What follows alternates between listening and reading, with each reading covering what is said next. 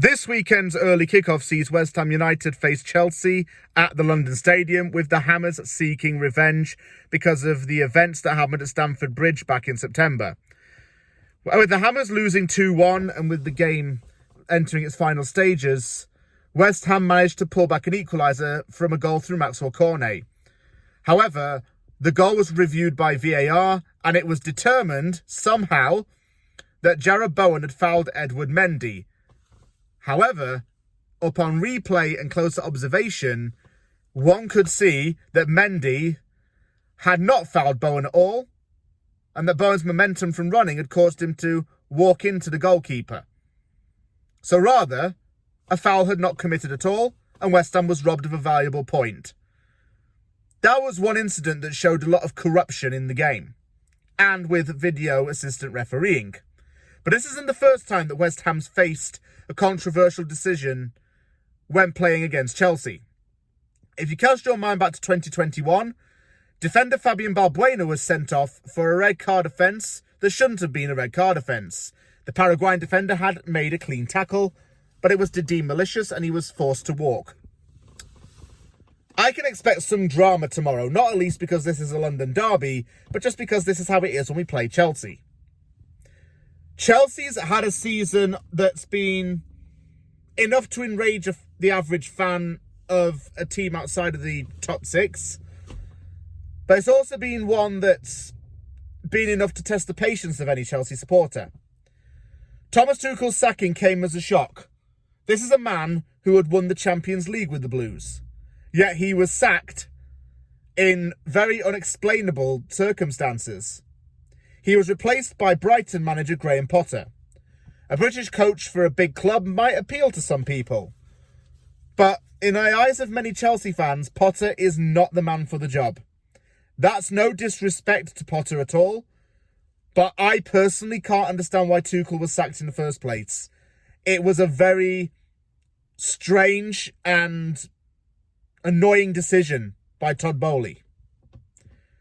In January, financial fair play appeared to have been breached by this club. Chelsea signed a lot of players for a hell of a lot of money. I believe that Chelsea itself spent over £300 million in such a short space of time. We're talking around 2-week period. Mikhailo Mudryk, the Ukrainian winger who played for Shakhtar Donetsk, joined Chelsea despite having teased that he wanted to join Arsenal. Enzo Fernandez signed for a British club record transfer fee. He's joined for around, I think it's 120 million euros. He'd only been at Benfica for a few months prior to this. Also, Noni Madueke signed from PSV. And Chelsea certainly tried to improve its squad, or in their eyes, improve the squad in such a short space of time. They're going to falter here because signing so many players in this gap is going to harm team chemistry. It's going to harm the gelling in process. When I watched Chelsea's 0-0 draw with Fulham, I saw a lot of problems. Mudryk was subbed off at half-time and didn't look settled. Havertz didn't look confident. Mason Mount doesn't appear to be good enough. I don't even know what his best position is, and to be honest, I myself have never really rated Mason Mount. I don't think he's good enough for Chelsea. And I wouldn't take him at West Ham, just for the record. Other problems that have happened at Chelsea is that I don't know why Thiago Silva's been given a new contract when he's 39 this year. Like, could that money have been invested in a younger player? I think so. Kepa starting goal and he's been ridiculed a lot. I think that Chelsea's always going through this thing where its recruitment tries to get in good players. But the problem is, getting in these good players doesn't work out. The players are sometimes not used to their strengths. They're not managed on a personal level in the proper way. And it's resulted in them being sold on.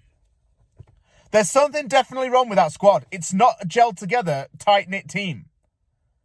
And the results have not been good enough. I would be surprised if Chelsea really does make European football this season. I won't be surprised if Potter leaves, because apparently Luis Enrique's in the mix to replace Potter. So what does that tell you? They're going to sling him.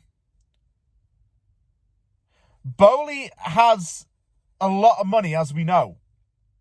He owns franchises and is a co-owner in franchises in the United States.